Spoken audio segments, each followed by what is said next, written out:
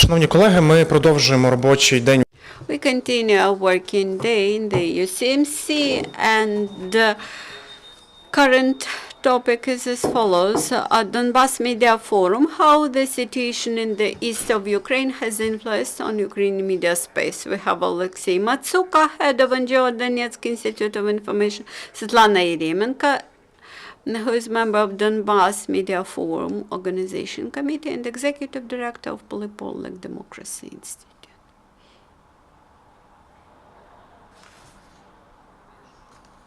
Good afternoon, dear colleagues. In Mariupol, we have held an event, Donbas Media Forum. This event was held earlier this summer, and now we realized that we have to hold this press conference to make the point of this event. Quite often today, our trips to Donbas are intended to point out to the situation with the war, but there are 5 million of people permanently residing there, and their lives continues, and so anyway, we had 300 participants from 11 regions of Ukraine, which represented 67 editorial boards. Mainly these were online media, TV programs, new media, so-called new media. Mainly these were representatives of commercial media and the media that cover events in the East for a long time, for long years, but they had in the past no ideas to come together.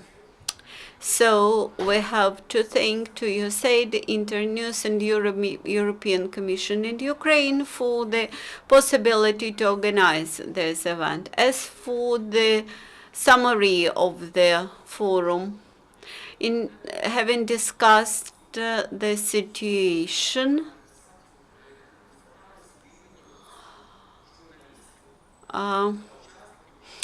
I can develop on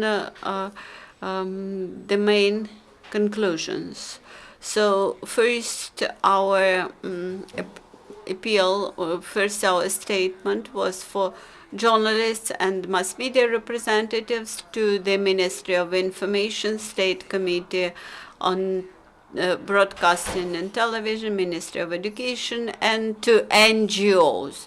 All our recommendations to these key stakeholders were disseminated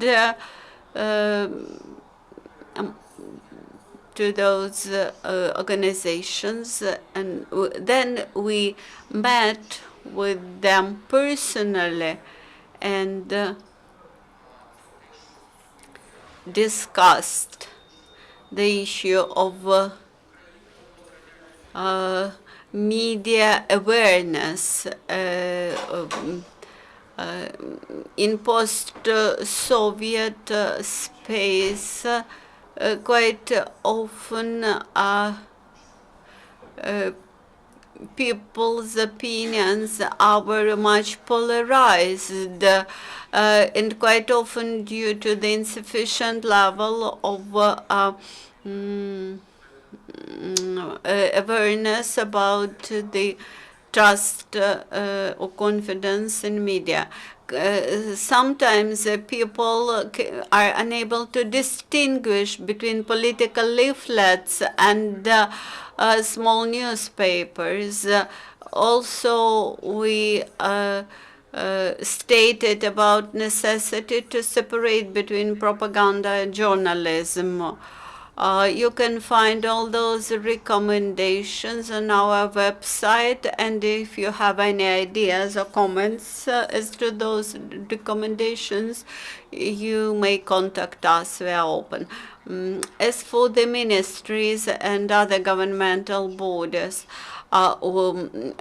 first of all, we pointed out to stigmatization of the people residing in the East. We found some statements which humiliate people who remained in the occupied territories, or when in statements the authors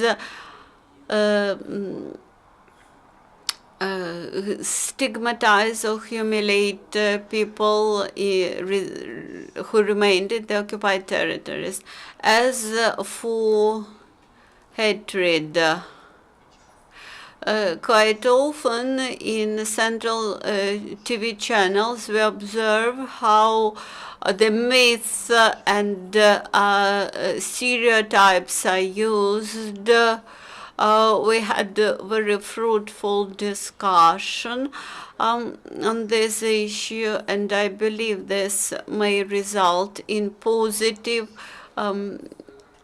outputs. My colleagues and me decided to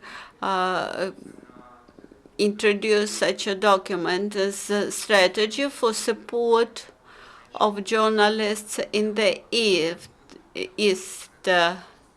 And we discussed how we may establish the dialogue, how we between the journalists, between society, how to produce recommendations for local authorities, and how to inform them about the importance of journalism and the importance of access. Quite often our journalists experience difficulties at checkpoints, in communication with military authorities, etc.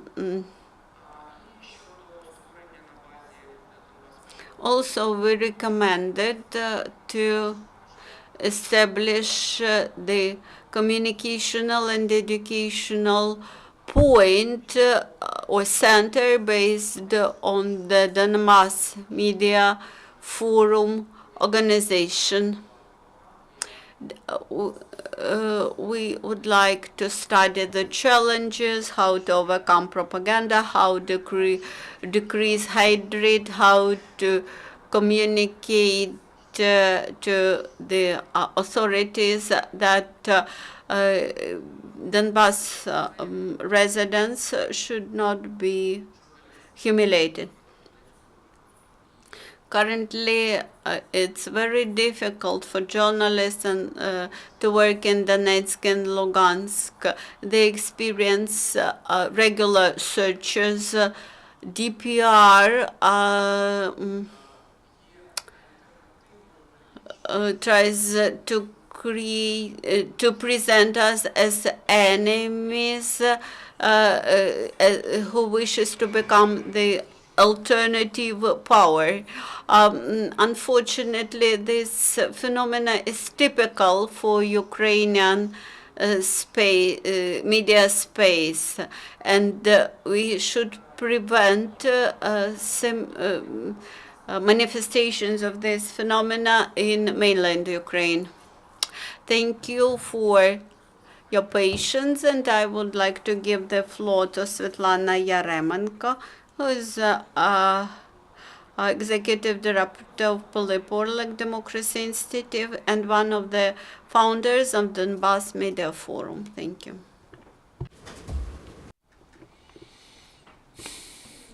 Esteemed colleagues,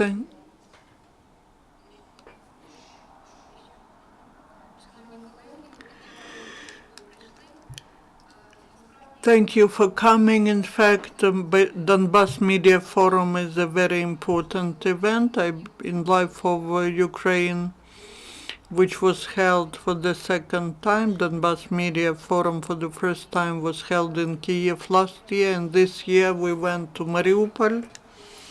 to demonstrate our unity with the journalists from occupied territories, with people who are still on the occupied territories, so that so that we can discuss all the problems that accumulated in these 2 years of occupation of Ukraine by Russia, to give the journalists the knowledge that they needed. Last year, when our forum was more of a uniting format, we were just talking about the problems. This year, we tried to give knowledge to the journalists, the knowledge on media literacy, on professional standards of journalists, on the code of ethics, and we organized 2 trainings on what psychological aspects are to be taken into account by journalists when they work with wounded, with the families whose relatives were killed, with IDPs. We found out that journalists lack such knowledge. Also, I would like to say that this media forum has also exposed many problems.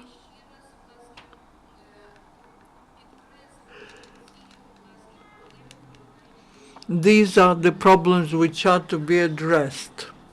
Our Institute of Democracy, named after Pylyp Orlyk, has been researching the information space on occupied territories and is monitoring regional media in Donetsk region as well. Our monitoring showed that some media do not write or talk about war, about the war. They are not talking about the problems which people have on occupied territories. They are not talking about the problems of wounded, of IDPs and the families of killed. Our monitoring in May showed that in Sumy region they do not really cover the problems of IDPs. If you read the media in Sumy region, you would have an impression that there are no IDPs in Sumy region. Also, the newspaper Donetsk Novosti, which declares that it is newspaper number 1 of Donbas, does not talk about what caused the problems on occupied territories. They write that people have nothing to eat, that people are hungry, that there are shellings. They say that there is the deficit of medicines, but they do not call occupation the occupation. They does not say that it is Russia that gives weapons to separatists, that in the east of Ukraine there are Russian mercenaries fighting. So basically, newspaper Donetsk Novosti doesn't talk about that. There are some publications which are quite anti-Ukrainian. Time, Donetsk publication, has similar messages as messages of Russian publications and separatist publications. We need to talk about that. We need to draw attention of journalists, of mass media, to problems on the occupied territories, to problems of people who are forced to stay there. We also need to talk about the problems that the IDPs have, because they have very important task to get adapted in local communities, and journalists have to help them in that.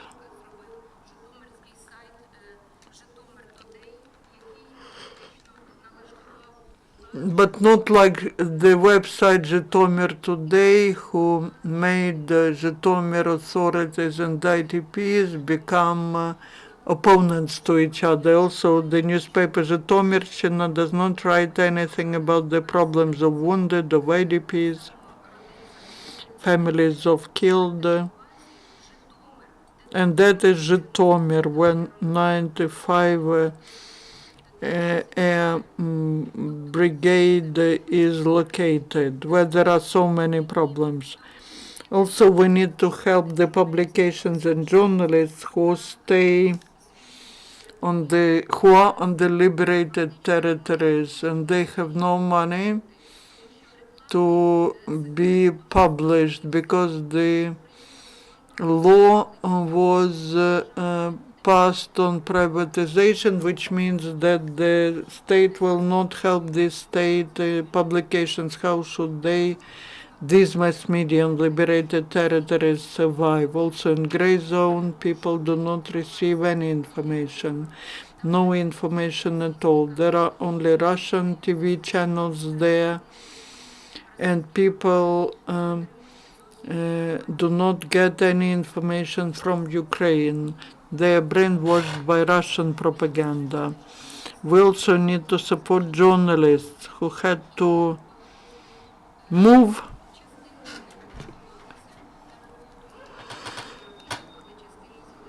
Some of them found jobs and some are still jobless, unemployed, and many journalists who moved from occupied territories.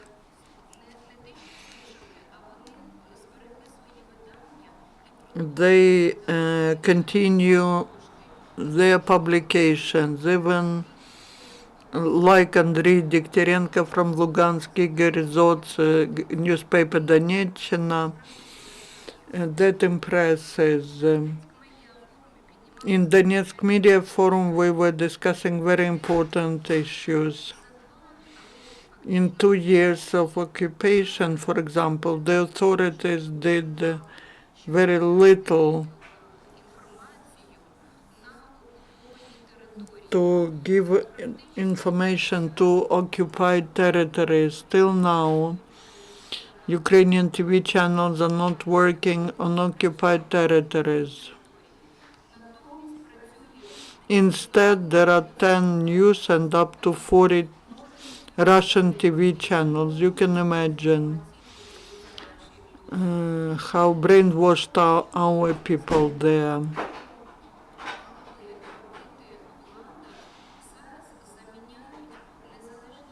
Now, independent mass media and NGOs are doing what the authorities should be doing, such like the website Novosti Donbassa, site Ostriv, public TV of Donetsk region, public radio of Donetsk region, the public organizations and independent mass media cannot replace what the state should be doing. We need to pay attention to that. To put it briefly, Donbas Media Forum is a very important event for uniting journalists, for drawing attention of the society to problems on occupied and liberated territories and in gray zone, so that the public understands that the war is taking place not somewhere far away in the east of Ukraine, but that it's taking place here in Ukraine, and each one of us, each journalist has to do maximum so that our citizens understand it, so that authorities execute their duties. Thank you, Svitlana, thank you, Oleksiy. Would you like to add? No? If you have any questions or clarifications, please introduce yourself briefly. Володимир Задирак, ТРК Чорноморський. How do you assess the situation with the retransmitters in the Grays area? and what is the prospects. Having observed this having observed the situation for 2 years, I do not understand why we cannot transmit till now, and I do not understand why bigger part of the territories under governmental control could not be covered by quality signal. The next question is to Mr. Matsuka. I understand that the topic about propaganda and counter-propaganda is important. So in a situation of civilian conflict, we, of course, should try to prevent the conflict, but if we are in a situation of war, then then mass media should be more responsible in their statements. As an organization, we appealed to the Ministry of Finance about funding of the retransmitters, and we found out that there is nobody to fund the work of those transmitters. Unfortunately, the state of Ukraine has no interested organizations. First of all, we should ask the question to the Ministry of Information or to Poroshenko directly. He is involved in media space. Then we should pay attention to internet. Internet could not be limited, and the content presented in internet should be interesting, should be attractive to our audience. As to the second question, I have no answer. I would like to add, people on the occupied territories, they beg to bring information, or at least, if you're unable to deliver information, to destroy the to destroy the transmitting tower of Donetsk TV tower, because that Russian broadcasting from Donetsk TV tower, it reaches Dnipropetrovsk and Kherson Oblast. Under influence of this information, quite smart people are able to change their attitude to Ukraine, even those who understand what's going on. Now they intend to blame Ukraine and Ukrainian army in everything. When I analyze what was done during last 2 years, it seems to me that somebody is interested to cut down the number of Ukrainian supporters in those territories. For a long period of time, we had been listening about retransmitters, how they were supplied from Poland, Lithuania, how they were delivered, how they were installed, but they are not sufficiently powerful. Then new tower was installed in Karachun, and now the technical experts suggest that it won't be able to suppress the signal from the Donetsk tower. We have Ministry of Information, we have the National Security and Defense Council, the National Council on Reforms, Security Service of Ukraine, etc. And all those responsible agencies are unable to breach the informational isolation of Donbas population.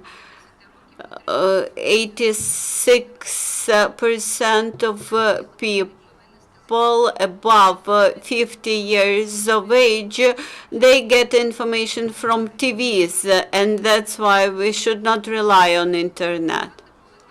As for propaganda, propaganda should be in place, but this is the obligation of the state to do propaganda.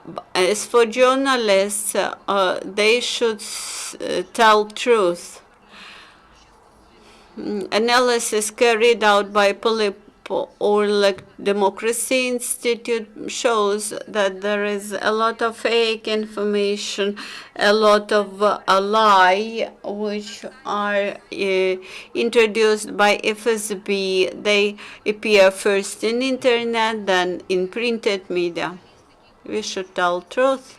We should stick with the journalism standards and with the journalist's moral code. Quite often, the journalists violate the standards of correctness and reliability. Thank you, dear colleagues, and see you next time.